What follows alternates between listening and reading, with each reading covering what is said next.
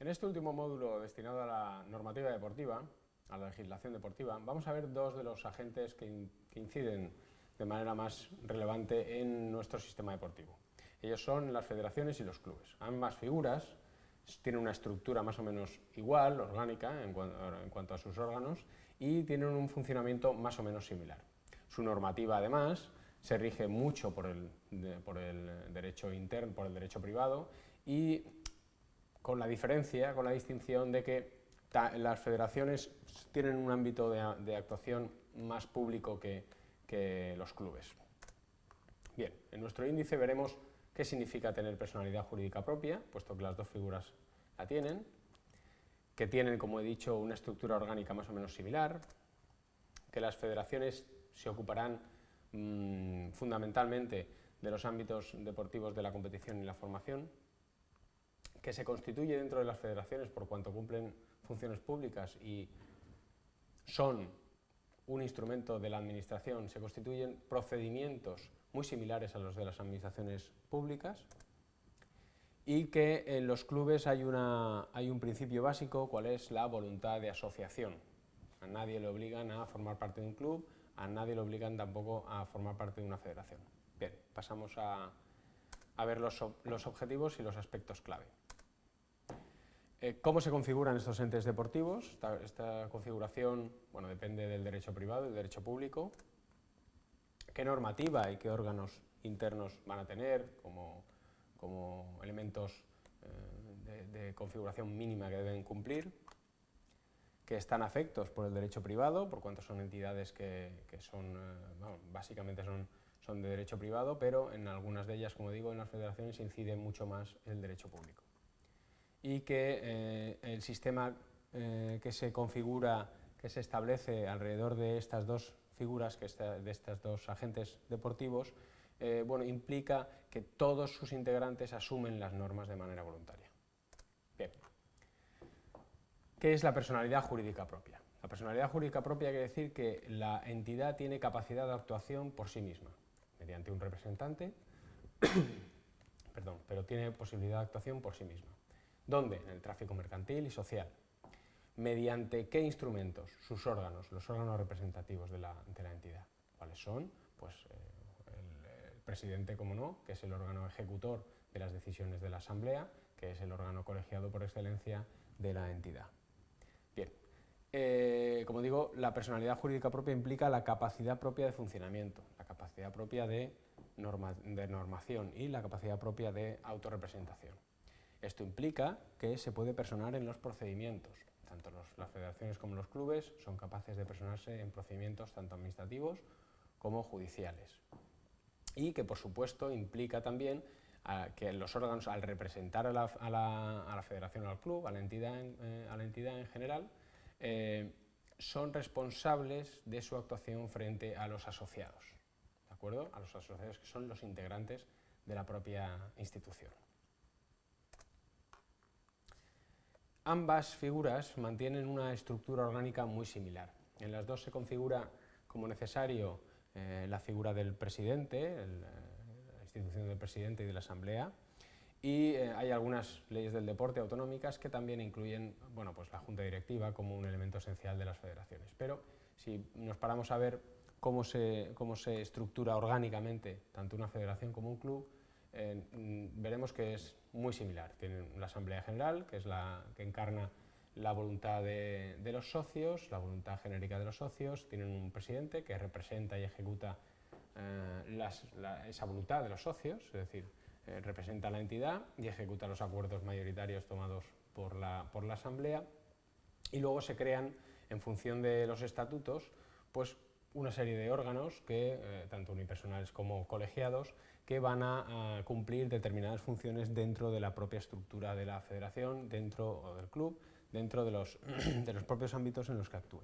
Por ejemplo, los comités sancionadores o las comisiones asesoras o los asesores técnicos, en fin, ese tipo de órganos son creados a partir de la estructura básica que corresponde al presidente y a la asamblea, y que, como digo, está establecido en sus estatutos. Aparte de ello, los procedimientos que se establecen para comunicarse con los asociados o comunicarse con el resto de entidades de la sociedad, en el caso de las federaciones van a seguir unos criterios muy marcados por el procedimiento administrativo común, y en el caso de los clubes van a seguir pues una serie de procedimientos que van a depender mucho más de la voluntad de los socios a la hora de establecer dichos procedimientos. Es decir, las federaciones se rigen más por el derecho público en cuanto a sus procedimientos internos, y los clubes se rigen más por el derecho privado en cuanto a sus procedimientos internos. En cualquier caso, las competencias que cumplen los órganos se cumplen con estricta disciplina, es decir, los órganos que son creados por las federaciones o los clubes, pues llevan a cabo sus funciones de manera inequívoca para no crear inseguridad jurídica en los asociados. Los ámbitos en los que se mueve la federación, y por ello integran a los clubes dentro de ellas, son la competición y la formación. La formación de los técnicos, técnicos y jueces, para ayudarles o para poder desarrollar adecuadamente una competición. Las normas propias de las competiciones, evidentemente, dependen de las federaciones. Ahí nada tiene que ver la administración pública, y los clubes lo único que hacen es asumir dichas normas como válidas, por cuanto van a regir de manera unitaria para todos los agentes involucrados en la competición, y deben asumirlas para poder participar. Asimismo, estas normas propias de competición también estarán vinculadas, hemos dicho que no a la administración pública, pero sí a las estructuras superiores, a las superestructuras deportivas, pues por ejemplo las federaciones internacionales o por ejemplo los comités olímpicos. Bueno, pues dependerá de las normas que impongan esas superestructuras que hagan que las normas se apliquen o no en el ámbito interno de las federaciones, en el ámbito territorial más básico de las federaciones, ya sean autonómicos o ya sean nacionales. Tienen sus propios procedimientos de inscripción en las competiciones, tanto de las licencias, de los clubes o de los participantes o deportistas, como en cuanto a las sanciones. Hemos de decir que el derecho sancionador, las normas sancionadoras forman un núcleo importantísimo dentro del sistema complejo que desarrolla una federación o un club, porque de ello depende el buen funcionamiento de las competiciones y el buen funcionamiento y la buena relación entre todos los estamentos que están incluidos dentro del sistema deportivo, ya sean técnicos, entrenadores, colegiados, jugadores y demás. Sin un buen procedimiento sancionador, difícilmente vamos a encontrar una competición debidamente establecida. También es verdad que las federaciones hoy por hoy menos que ayer, por cuanto las administraciones están cogiendo más las riendas de la formación, han establecido los criterios básicos de la formación técnica de los entrenadores y colegiados, han desarrollado los cursos, han monopolizado esta formación, de manera que si uno quería acceder a las formaciones técnicas fuera del ámbito de las federaciones, pues era prácticamente imposible. Ahora los centros de estudios se han generalizado, las administraciones han externalizado, por decirlo de algún modo, han generalizado esta formación y han impuesto sus propias pautas, los propios criterios que deben cumplir no solo las federaciones a la hora de impartir la formación a los técnicos, sino el resto de centros de estudios especializados en la materia. Luego llevan criterios de homologación, equiparación, con los títulos que se expiden por otras entidades que no son las federativas, precisamente para permitir que una persona que ha sacado un título de técnico en una entidad que no es una federación pueda participar en una competición federada, homologándole el título o equiparando los conocimientos, si bien se tendrá que tener en cuenta qué es lo que se le ha impartido y qué es lo que realmente ha aprendido la persona en cuestión. Bien. La colaboración con el Consejo Superior de Deportes y las comunidades autónomas, como digo, son las dos herramientas que tienen para la formación de los técnicos, por cuanto como las competencias están divididas entre el Estado y las comunidades autónomas, ahora la legislación autonómica desarrolla en gran medida esta formación básica, estos criterios básicos que se imponen desde la administración estatal. Es decir, es el Consejo Superior de Deportes el que dictamina cuáles son los criterios básicos de la formación técnica deportiva y de las titulaciones, y son las comunidades autónomas las que después impartirán estos cursos en sus ámbitos territoriales. Utilizarán las federaciones por cuanto son su herramienta para llegar a todos los agentes implicados en el deporte, pero hay que tener bien claro que las pautas y los criterios básicos de formación para la participación en las competiciones, para la participación en el ámbito federado, se imponen desde la administración. El concepto de vía federativa es que cualquier procedimiento que tiene lugar, ya sea por la causa que sea, bien una sanción, bien una solicitud de inscripción, bien una baja de un asociado, bien una impugnación de acta de asamblea, tiene lugar dentro de la institución. Y a eso le llamaremos vía. Bueno, pues esa vía, en cuanto a las federaciones, es la vía federativa. Esta vía federativa tiene mucha importancia porque está dentro de la vía administrativa. Los procedimientos, los procesos, los pasos que se dan, tanto por el afectado como por la propia institución, tienen unas reglas básicas marcadas desde la ley general, desde la ley de procedimiento administrativo común, o en su defecto, si no se establece nada por los estatutos o por los propios procedimientos de la Federación, entonces se aplicará la ley de procedimiento administrativo común. Esto es muy importante tenerlo en cuenta, por cuanto estos procedimientos son formales y son públicos, es decir, todo el mundo tiene acceso a ellos y todo el mundo tiene acceso a cómo se va al devenir del propio procedimiento, ni siquiera, sin tan siquiera haberlo iniciado. Bueno, pues esto se aplica, como digo, a todo tipo de actos administrativos o procedimientos administrativos, ya sean sanciones, solicitudes o actos de oficio, y a partir de que se acaben los órganos en la vía federativa, bueno, pues entraremos en los órganos de la administración competente que ya podemos incluir dentro de la vía administrativa. Estos sí que se regirán, como digo, por la ley de procedimiento administrativo común y tienen unos plazos establecidos para todo tipo de actos, recursos y demás. Esto hace que la vía federativa y la vía administrativa, esto hace que se establezcan una serie de órganos que están relacionados jerárquicamente, de menor a mayor, y que constituyen los pasos que se han de seguir dentro de ese procedimiento para la resolución de cualquier litigio entre los afectados, ya sea interesados con la institución o ya sea entre instituciones, un procedimiento entre instituciones. Los principios que se aplican, por tanto, son los principios generales del procedimiento administrativo. Es decir, hay unos derechos del interesado, hay unas obligaciones de la administración, hay una obligación de responder, hay unos plazos mínimos que cumplir, hay una exigencia formal mínima a la hora de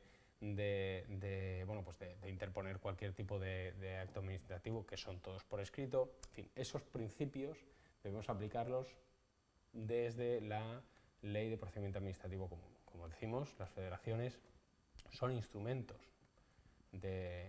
para que cumplen funciones públicas por delegación y, por tanto, deben de respetar estos mínimos a la hora de relacionarse con sus usuarios.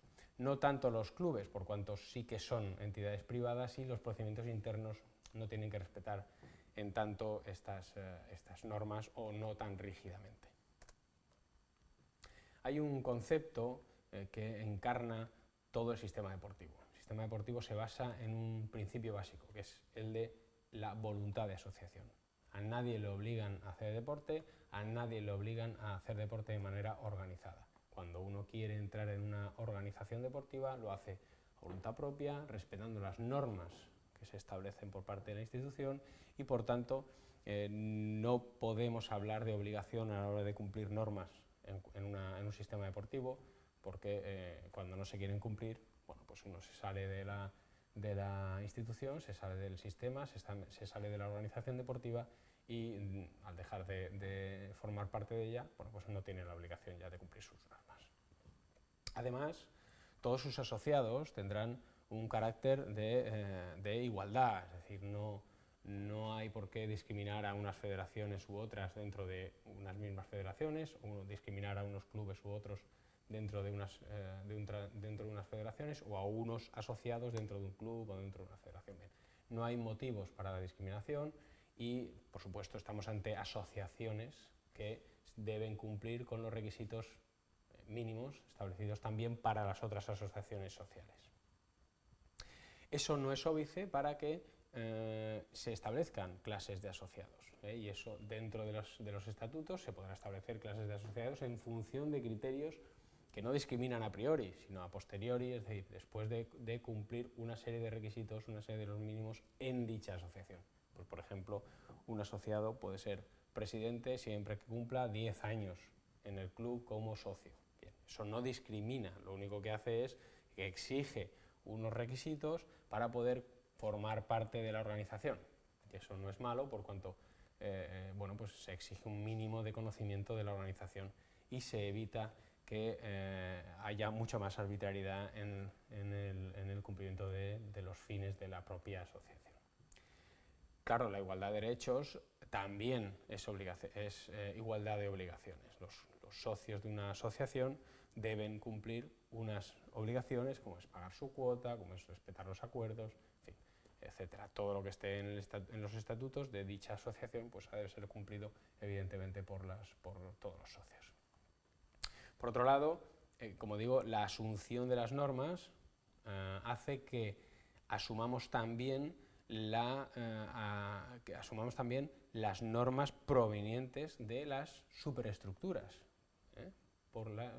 de las superestructuras que son las federaciones internacionales, que engloban a las federaciones nacionales y territoriales, a su vez de las territoriales en las nacionales. Bueno, pues cuando asumimos unas normas se nos supone que estamos asumiendo las normas de las superestructuras. Podemos pertenecer a varias federaciones, como no, nosotros podemos estar federados en cualquier deporte y no sería ningún obstáculo para ello.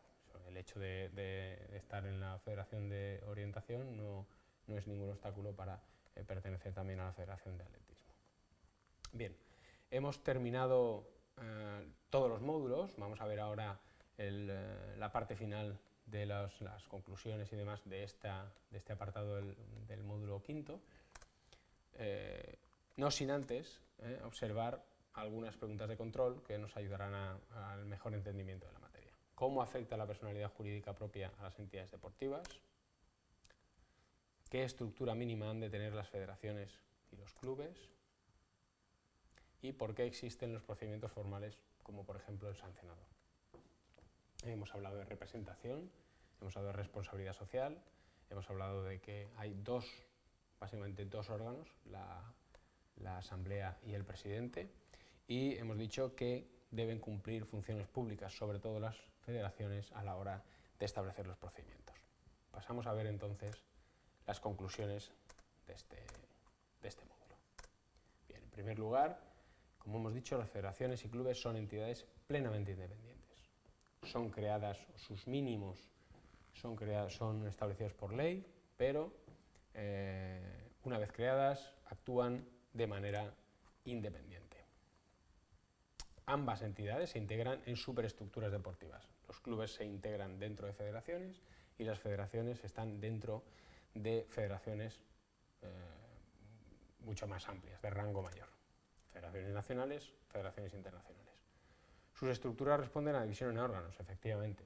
Las funciones de una federación o de un club, de una entidad como un club o una federación, necesitan ser desarrolladas en sus diferentes ámbitos, necesitan ser desarrolladas por personas que en un momento van a formar parte de un órgano colegiado o en un momento dado serán un órgano unipersonal. Pero en cualquier caso tienen que constituirse como órgano para que se le asignen unas competencias, unas funciones y en función de ellas, bueno, pues actuar.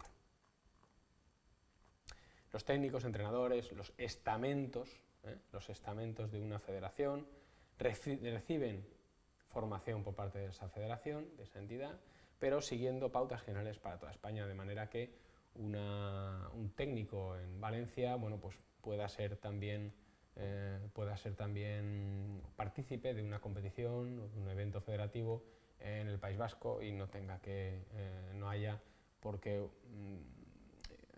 implicar un conflicto de una dualidad de normativas, una dualidad de conocimientos, sino que los conocimientos que se exigen son los mismos, ya sea en una parte de España o ya sea en otra. Los clubes han de cumplir las normas. Hemos dicho que los clubes tienen voluntad de asociación. Por lo tanto, si tienen voluntad de asociación, las federaciones también, en otras federaciones, eso quiere decir que ab initio van a respetar sus normas, no tienen por qué no cumplirlas, porque la sanción en cualquier caso sería la expulsión de dicha institución. Y hay que tener en cuenta que dentro de estas instituciones, dentro de las instituciones deportivas, los funcionamientos y los procedimientos son reglados. Está todo establecido con normas, parte del estatuto, y a partir del estatuto, bueno, pues, la normativa se va desarrollando por parte de los órganos de las federaciones o clubes. Bien, hemos intentado a lo largo de estos módulos bueno, pues desarrollar de manera sucinta una panorámica visual de cómo se ha desarrollado la normativa deportiva en nuestro país, cuál es el panorama que tenemos, cómo se divide, cómo puede afectar la división territorial y el reparto de competencias entre administraciones a la propia estructura del deporte. Y lo que hemos intentado no es ofrecer unos conocimientos demasiado intensos, sino una panorámica general que nos ayude a comprender por qué luego en los agentes deportivos las cosas funcionan como funcionan, por qué después en un agente deportivo hay que aprobar un acta en la asamblea, qué es una asamblea. Bueno, pues todo viene relacionado, todo nace de un concepto, de una concepción del Estado, que es a partir de 1978, es el que tenemos y el que nos hemos dado, y eso incide de manera importante en ahora mismo el sistema deportivo español. ¿De acuerdo? Muchas gracias y hasta la próxima. Público que los clubes. Bien, en nuestro índice veremos qué significa tener personalidad jurídica propia, puesto que las dos figuras la tienen, que tienen, como he dicho, una estructura orgánica más o menos similar, que las federaciones se ocuparán fundamentalmente de los ámbitos deportivos de la competición y la formación, que se constituye dentro de las federaciones por cuanto cumplen funciones públicas y son un instrumento de la administración, se constituyen procedimientos muy similares a los de las administraciones públicas, y que en los clubes hay un principio básico, cuál es la voluntad de asociación.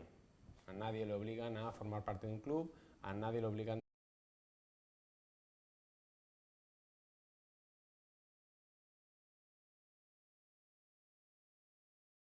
buenas. En este último módulo destinado a la normativa deportiva, a la legislación deportiva, vamos a ver dos de los agentes que inciden de manera más relevante en nuestro sistema deportivo. Ellos son las federaciones y los clubes. Ambas figuras tienen una estructura más o menos igual, orgánica, en cuanto a sus órganos, y tienen un funcionamiento más o menos similar. Su normativa, además, se rige mucho por el derecho interno, por el derecho privado, y con la distinción de que las federaciones tienen un ámbito de actuación más de normación y la capacidad propia de autorrepresentación. Esto implica que se puede personar en los procedimientos. Tanto las federaciones como los clubes son capaces de personarse en procedimientos tanto administrativos como judiciales. Y que, por supuesto, implica también que los órganos, al representar a la federación o al club, a la entidad en general, son responsables de su actuación frente a los asociados, ¿de acuerdo? A los asociados, que son los integrantes de la propia institución. Ambas figuras mantienen una estructura orgánica muy similar. En las dos se configura como necesario la figura del presidente, tampoco a formar parte de una federación.